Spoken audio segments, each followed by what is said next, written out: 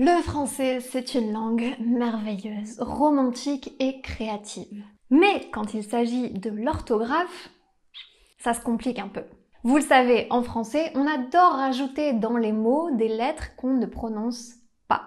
Pourquoi? Parce que. Non, en fait, c'est un petit peu plus compliqué que ça, mais ce n'est pas le thème de la vidéo d'aujourd'hui. Salut! Salut! Salut! Bienvenue dans un nouvel épisode de French Mornings. Si vous apprenez le français, vous êtes au bon endroit. Je suis Elisa et sur cette chaîne, je vous aide à améliorer votre français et à parler d'une façon plus naturelle.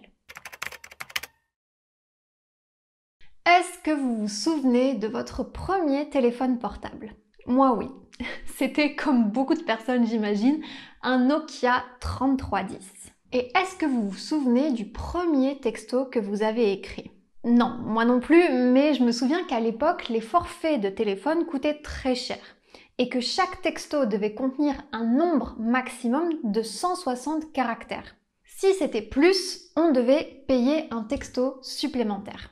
En France, vous l'imaginez, ça a créé un sacré problème puisque questions, lettres inutiles et mots à rallonge, on est un peu les champions. Regardez des mots comme aujourd'hui, s'il vous plaît, beaucoup. Ça en fait des lettres à écrire sur un petit clavier de Nokia 3310. Alors, à l'époque, on s'est mis à supprimer la plupart des voyelles et à inventer une nouvelle forme de langage écrit, le langage SMS, le langage des textos. Et étonnamment, c'est un langage qui se comprend assez facilement. Essayez de lire ce texto, par exemple. On a enlevé toutes les voyelles et pourtant on comprend très bien qu'on a écrit « Salut, ça va ?» Heureusement, les forfaits illimités sont arrivés et ont bien amélioré les choses, mais certaines abréviations sont restées et sont encore utilisées à l'écrit dans les messages des Français. Alors aujourd'hui, je vais vous donner 5 exemples de mots en écriture SMS, en langage texto, que vous pourrez envoyer à vos amis francophones. La première abréviation, c'est SVP.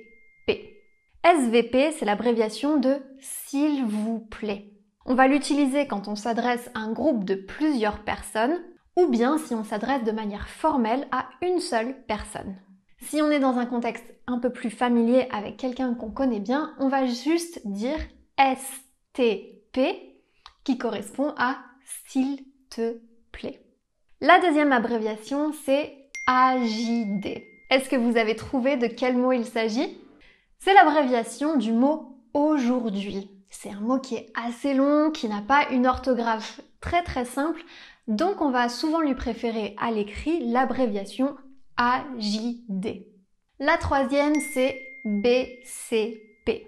Peut-être que vous l'avez deviné, ça correspond à l'abréviation du mot « beaucoup ». C'est un mot qu'on utilise beaucoup, mais qui est assez long, donc BCP, c'était beaucoup plus simple à écrire. La quatrième abréviation, c'est MDR.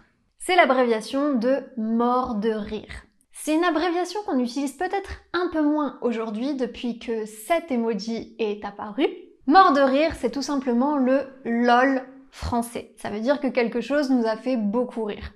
Et c'est une expression qu'on utilise aussi dans la vraie vie. Par exemple, j'étais morte de rire en regardant le film.